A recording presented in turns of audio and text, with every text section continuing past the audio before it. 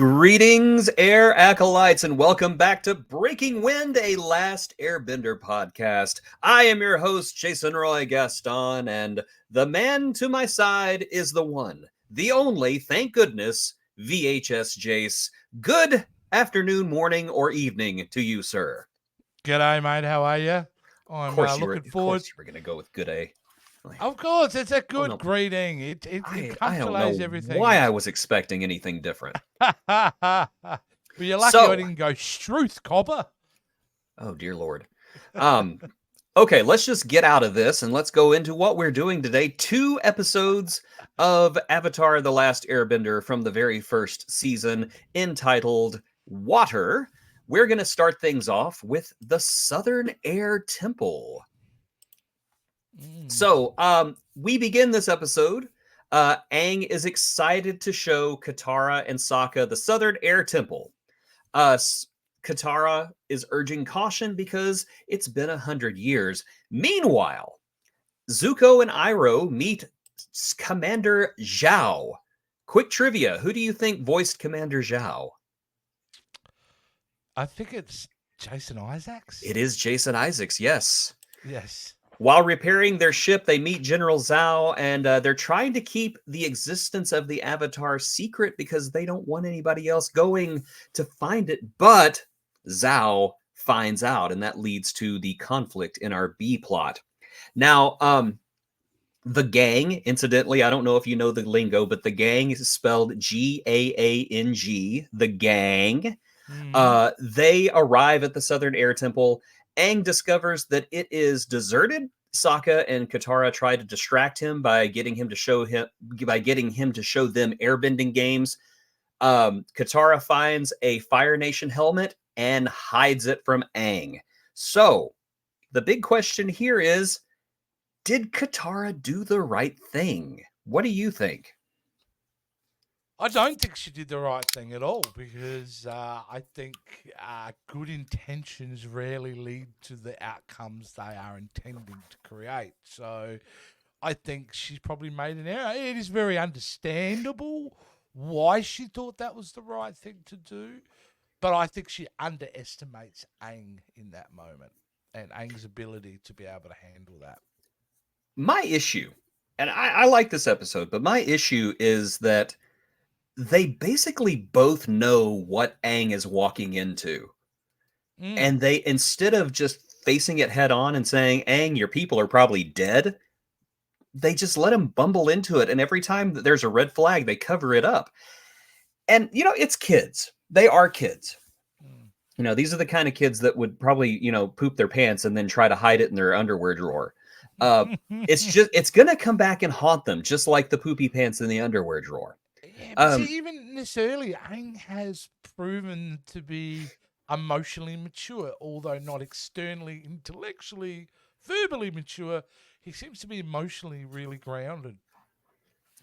Yes. But, of course, Aang is eager to show them the sights, and I don't know, maybe they do still have a little bit of hope that things will work out. He does show them a statue of Monk Gyatso, who is a delightful old fellow, Aang's old teacher. And we see where Aang and Gyatso trained together and where Aang got his carefree personality, because Gyatso, despite being an elderly old man, loves throwing cakes at people, which is just delightful. I did love that moment. It was very, very kind of cute and cool.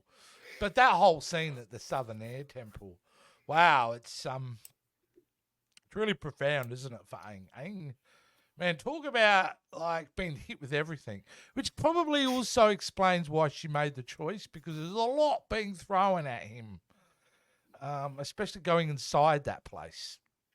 Absolutely. Pretty full on. Yeah. Absolutely. And speaking of a lot being thrown at somebody, meanwhile, we go back to wherever Zuko and Iroh is. They're still basically having to put up with Zhao. And Zhao has decided to take the Avatar hunt away from Zuko. Zuko then challenges Zhao to something called an Agna Kai, a duel between firebenders. we get a little snippet of backstory here because this is not the first time that Zuko has been in an Agna Kai. And based on his scar, he did not win his last Agna Kai. So I enjoy how this series gives us little snippets of backstory to these characters. I've got a question around Agna Kai. Mm-hmm. It's a fight between firebenders, but you're not allowed to use the firebending? Is that the deal? Because the moment he rolls it out, the older guy stops him. Is that right? Well, that's not right. You can use firebending. It is a firebending duel, basically. Mm-hmm. We'll get to that here in just a minute. Okay. Well, actually, let's just get to it right now. So, we have the Agna Kai going on. Yeah. Zuko wins, and Zhao decides to attack. Zhao decides to attack Zuko when Zuko's back is turned, and that's when Iroh stops him. It got me. Yep. Yes, 100%.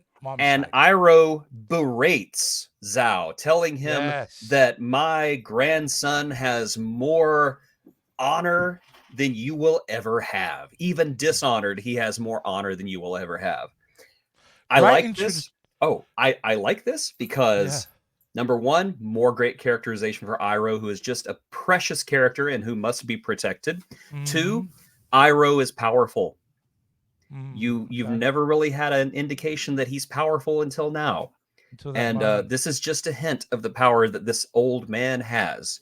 And 3, the relationship between Zuko and Iroh is precious, and I love it. This is one of the few cartoons where I actually care about the relationship between the bad guys as much as I care about the relationship between the good guys. Can I just say, though, what a great introduction to this villain. Like, he sits down and opens up an interrogation scene that Guantanamo Bay 2004 would be proud of. Like, he unleashes, like, his accusations really quickly. I like him a lot as a villain. He's made Zuko seem, very lower down the ladder as such. Yes, very much so. Zhao is a great villain. Jason Isaacs did an amazing job, and honestly, you don't even recognize it is Jason Isaacs. No, I was very surprised. Yeah, I saw it in the credits. Cheater. So, inside the air temple, I know we're kind of jumping around. First of all, I love the lock. Best lock ever. I want to change all my house locks to that. Yes, absolutely. But Aang remembers that Gyatso wanted him to enter the air sanctuary to meet his master. And inside, instead of finding a person, they find statues. And this is where we are introduced to the concept of the Avatar cycle, where whenever an Avatar dies, the Avatar is reborn into another nation. So the last Avatar was a firebender named Roku, which is what I named my television Roku, by the way. It's named as Avatar Roku. And before that, there was an earthbending Avatar, which we are introduced to in the next episode. Yeah. And after Aang, of course, we have a waterbender coming up. Oh, cool! So, I really loved that because I'm thinking, terracotta statues. Oh yes, so great. That's what indicative. But at the moment, you go, no, these are the reincarnated statues of all the Avatars. Aang, this is all you. Yes. You're walking into a room of all your previous lives, all your, other avatars. That's really really profound moment. It really is. Stands by my theory about how emotionally mature Aang is. Because I don't know about you, but I don't think I'd handle that well. No, I don't think I would have either. I'd probably make some kind of off-color comment like, "Oh, look at this one. She's hot. That's you." Yeah. Leave me She's alone. She's really hot. Get your hand off that statue, Aang. Quit touching yourself in public. Boy, that went downhill quickly. Yeah, it did. But very profound scene, though. Yep. I think it's because early on I said if he's even the Avatar or not. Well, no question on that. He's the bloody Avatar, all right? Yeah. Well, we also meet a new member of the gang in this scene, and that's my boy Momo. Little five-finger discount, Momu. Very, very Yes. crafty at stealing. Yes, and of course, it leads to this really fun chase sequence where Aang wants to catch Momo to be a pet, and Sokka just wants to eat him. That But even yeah, in that show, that moment of him just running and jumping off the cliff. In that moment, me thinking, I can't wait to see a live action version of that, because that's such a kind of what did he just do kind of moment, and then that cuts to him, and just that photo, the pure joy he has, going on the chase. God, you have absolutely no idea what I have in store for you at the end of this season, do you? I just love. Oh, excuse I me a love moment. his positivity. I just love Aang so much. Don't ruin it. Don't. Fans of this show know what's coming. You know Okay. what's coming. Uh, but all is not well at the Southern Air Temple because the chase between Momo, Aang, and Sokka leads Aang to a tragic discovery. Mm. Monk Gyatso, his dear friend, is no longer with us. He is dead. He has left this mortal plane. He is a monk no more. And honestly, I'm not sure what Aang was expecting because it's been 100 years and Gyatso was already very old. But this, of course, enrages Aang and activates the Avatar mode. The Avatar state. Yes. I forgot what to call it. Avatar mode, like something you set on your phone. No, it's the Avatar state. Yeah.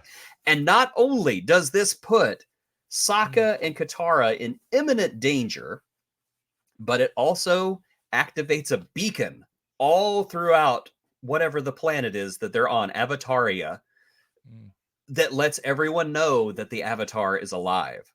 So the Love that secret's moment. out. The secret is out. It was like the fires of Gondor were lit that moment, because it was a beacon to go, here It I was. am. The beacons are lit. The beacons are The lit. beacons are lit. Exactly. That's what it was. I just love the idea of that. Hey, how scary is it when he does go into the Avatar state? We He's talk about how well the extremely villains scary. are, but he's the most dangerous thing I've seen so far. We have a picture of him in the Avatar state right here. Hold on. Okay. There we go. He's very scary in the Avatar state. We do actually have the picture. Don't we actually have the picture of him in the Avatar I don't. state? Hold on. Let me see. 17. No. 15, 16. Oh, I think image 15 is missing. No. Oh my gosh. I blame the internet. I don't know. No. Oh my gosh. I blame you. Blame me. I blame Just you. get out How of there. dare you? That's the show, In Flames. I was just showing an image of the show in flames. Say what you will. At least we haven't gotten to this. Yeah, well, we're getting to that. Oh, we are getting to that, but not yet. Yeah, it's a really good episode. What can I say? We're really building upon the mythology they've established in the first couple episodes. Yes. I especially like the family dynamic that is introduced here because Sokka softens to Aang and Katara tells him, hey, we are your family now. And it doesn't matter if you are the last airbender, you are our family. And I thought that was really great. So Aang resigns himself to the fact that he is indeed the last airbender. Momo joins the gang, and Aang watches the Southern Air Temple fade into the mists, which I thought was a great scene. Yeah. And that takes us up to takes us up to season 1, episode what is this, 4? Yes. The Warriors of Kyoshi. Yoshi. You know what's good? Can I say before you start on this one? Of course. I'll say, isn't it great early on in the show where they mention he's on a journey and they have to do this, which just feels like a throwaway joke at the end of the episode, actually plays out. And what I'm referring to is what his aim is in this episode, in the beginning of this episode. Very cool. I love the fact that we get this scene with Iroh and Zuko at the very beginning of this episode, and Zuko is talking about what a tactical genius the Avatar is because they can't predict their movements. And then they cut to Appa, and they're all like, we're lost, aren't we? I love that joke. So the gang set down on a distant island so that Aang can ride an elephant koi because Aang is a tourist, and I love that about him. However, in riding this elephant koi, Aang is disappointed because he can't get Katara's attention. Katara always seems to be looking somewhere else, and you get kind of the impression that Aang has a crush on Katara. Um, in doing that, he almost gets eaten by a giant fish called the Unagi. And of course, I got to put it up one more time. Yeah, That which is cursed image. The hilarious. animation is even better. The It is. animation is I love wonderful, the and it's I love it whenever they purposely yeah. done It's manically, isn't it? purposely Like terrible. he's Yeah. yeah, it's purposely terrible, and it sells the moment so well. The fact that we get into Hanna-Barbera territory where he's running across water works, and is far more acceptable in this because it's like, Oh, he's an well, this is airbender. the Yeah. Avatar. He's an Yeah. airbender. He's either using the water element or the air element right here, just to He's hightail it. probably pooping his pants at the same time. So that's probably giving him a little bit of thrust there. And I poor Soko has to cop it when they gets onto the beach, though, isn't he? Because when he yeah. lands on that beach, poor Soko, who I accused of being a buffoon, is now the lovably annoying older brother. Yes. That's Yes, how I but see him. something happens in this episode with Sokka that I truly respect, and I may Mhm. spoil something a little further down the line, but whenever we get to it, we'll talk about that. But the gang is then attacked by some mysterious warriors, the Kyoshi warriors, and they take them prisoner. And I love the Kyoshi warriors. They look so BA. Just They took the them makeup. out. They took out the gang so quickly. Yes, they did. Like, it So was quickly. nothing to him, was it? And it upset Sokka so much because Sokka he's a bit of a chauvinist. And he's a warrior, too. He is a has warrior. pride. Yes. So, yeah. I took a bite of my sandwich, hoping I could chew that up and swallow it before I came back. But number one, I was not able to. And number two, I don't understand why I was not able to because I'm in control of the images right now. I really screwed myself over. So Sokka's upset because he was bested. First of all, Aang convinces them all, hey, I'm the Avatar. Watch my marble trick, which of course is adorable. Yes, and it's a nice little callback to early in the episode because that's the Yes. first time he wants attention from Katara is doing that. And that starts the rumor mill. And rumor mills move at the speed of light because within no time, our boy Zuko knows where the Avatar is and he sets a course. Because you land on an island full of women warriors and they're going to talk. I'm sorry, they're just going to talk. Well, it's not only that, but the beacon, right? The word of the beacon would have gotten back to him pretty quickly. Yes, but Zuko already knows that the Avatar is alive. He just doesn't know where the Avatar is. It's not until Aang says, "Hey, yeah, I'm the Avatar," that Zuko knows where he's at. Yeah. So Sokka, his pride is hurt because he was bested by a bunch of girls. Mm-hmm. So he goes to, I don't want to say he confronts them, but he goes because he wants a second crack at it. And they just give him a second crack on his skull because they are good at what they do. Here is where I respect Sokka. Sokka comes back and prostrates himself. He acknowledges their superiority and he asks them to train him. Now, this is something that I've seen a few people observe about Sokka, but not a lot. So hopefully this will be the first time you hear this, so that you can kind of think that I'm somewhat smart. The series revolves around Aang going from nation to nation to discover how to bend these elements. As Aang does this, Sokka goes on a parallel journey because he starts training because he doesn't have any bending powers. He trains in various fighting styles and martial arts everywhere they go.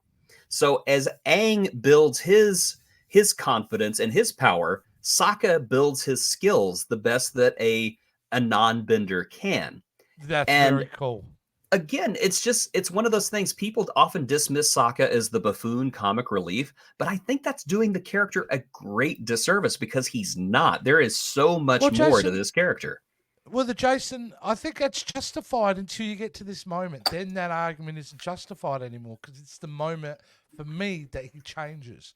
I think Yes. prior to this, I think you can make those fair call judgment, but it's here, and I hadn't thought of it like that. My approach to him was like, no, humility. I've just seen him get humility in that moment where he accepts he is not, he's been easily bested. I'm like, that's when the character changed for me. Because from my perspective, when he's accepted, like, if someone who has such a like outwardly like frustrated ego as he has is now accepting that he's not the best of everything, that shows a lot of growth for that. So that's where I came from. So yeah. Yeah, if that's what happens in this series, that is so cool. And I'll look forward to seeing that develop over the series. And of course, the Kyoshi Warriors dress him up like a Kyoshi Warrior dress and face paint and everything because they're not done humiliating him yet. But you know what? It's their uniform. Yeah, he takes it. It's fine. It's fine. Here comes the lesson of the episode, though. Aang has become a celebrity on Kyoshi Island because Kyoshi Island is named after the Earthbender that was in the Avatar cycle before Roku, and so he's already kind of a legend there. He shows up and they're just like, "Oh my gosh, it's Avatar Avatar Kyoshi has been reborn. It's Aang." Everybody loves him. Everybody goes crazy about him. He's got his own little group that just follows him around like the Beatles. Groupies. It's I know awesome. he's got groupies. Yeah, and they clean up the town, right? They do, they're yes. Painting up the statue. They're cleaning the street. Yes, they do. Oh, wrong picture. That's not the statue. But yes, anyway, Katara's a little jelly at this point. She's acting this like is it's interesting, not, isn't it? She's acting like it's not bothering her, but it totally is. And Aang knows it's bothering her, but he kind of sees this as his chance to get a little psychological revenge on her ignoring him. Again, this is kid think right now. This is how kids think. Like, oh, you're not going to pay any attention to me? Well, my new friends are. I'm going to go spend time with my new friends. But Aang gets a big head at this point. And he's becoming very prideful at this point. So as Sokka loses pride, Aang gains it. I guess he found it somewhere. Well, it's not the first time already in the series that he's become a little bit of a celeb, right? Mm-hmm. He seems to be everywhere he goes. He's highly liked. Very likable. Yes. Because the Southern Water Tribe was pretty crazy about him too. At least the kids were. The adults didn't really care for him. No. But he's a kid magnet. There's no doubt about it. Because he's a kid himself. So yes. But as they say, pride goeth before a fall. Because Aang, so caught up in his own legend, decides to go and ride the Unagi, who looks like an evolved Pokemon, who wants to eat you. Yes. Yes, water dragon attack. I don't know Pokemon that well. I'm sorry. The only ones I know are from Smash Brothers. And is that the reason, Jason? Is it purely a pride thing? Is why he does it? Because that's how it came across to me. I couldn't figure out what other purpose was there except I must almost like conquer this. I think it is his pride because I think that his airbending hijinks are starting to become old news on the island, as we see with the girls on the beach. And so he's got to come up with another way to keep his celebrity. And that's what he does is I'm going to go ride the Unagi. And that goes about as well as you would expect.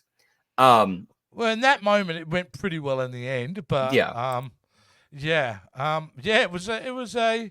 it was a peculiar thing for him to do, but a great little scene. Yeah. And yes, important because it does pay off later. Yes, and of course, Katara saves Aang with her waterbending. Everything, it seems like a lesson has been learned. The lesson is, of course, don't ride the Unagi. It is not as much fun as it looks.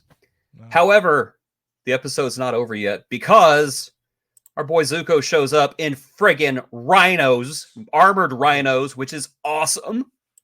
Yeah, really nice. Yeah. He has arrived. Sokka and the Kyoshi Warriors confront him. They put up a good fight, but being a almost master level firebender, they don't really have a chance against him. Yeah. Aang comes out and fights him, and Kyoshi Village is set aflame because of that. And once again, Aang is horrified by the collateral damage. We saw that again in the previous episode. And so Aang makes the decision to retreat with the gang. But before they do, he sees the village is on fire. He rides the Unagi successful this time. They put out the village and they sail off into the distance. And Wow. that It ends. Some big questions here for me, Jace. Like, has he not? And I think he knows already. And this is the dark cloud that's hanging over this show for me. Is everywhere he goes, he brings joy, yet he also brings destruction. That's what I've seen so far. I you don't are know if not that wrong. develops any further, but that's what we're being presented with. That it's a very concerning side to Aang. That I don't think Aang. I think he must know by now, but I don't think he's ready to really recognize it. So I think it's a lot of pressure to put on a kid. And as we've yeah, seen, a lot of pressure has been put on Aang, not only in the present day, yeah. but 100 years from now. And we get more information about that later as well. But again, we get more world building, more lore. We are introduced to the Kyoshi warriors who become important later. We get introduced to Sokka learning skills, which is important later. I love revisiting the series because now I'm pointing at things going, oh yeah, that. Oh yeah, that. Oh yeah, that. It's well, I'm a first time viewer, so I can react to go. It's a show that I am kind of locked in. I think they do a really good job of establishing the characters, making them interesting and people that you want to follow. Which is not always easy with kid characters, even kid animated characters. But I think especially Katara and Sokka, the way they've been so well formed is great because you want to see their journeys. And Aang is just so damn likable. How can you He is. have a bad word to say about Aang? And now that you're populating it with different characters, not only from the Fire Nation side, but just now he's got, is it Moo and Momo. you've got Momo as Momo. well.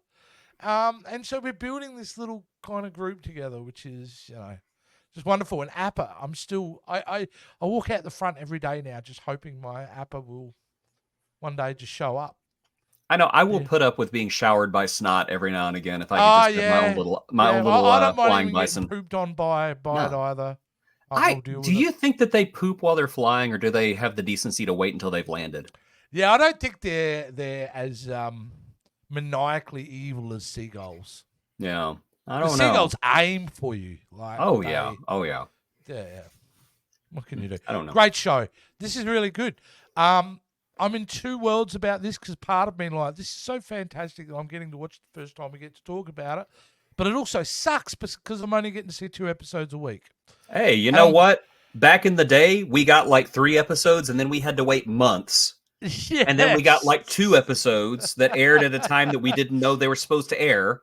And then we Shut up and waited be months thankful, again. Jace. Nickelodeon was evil. They were Were they? absolutely evil. Yeah.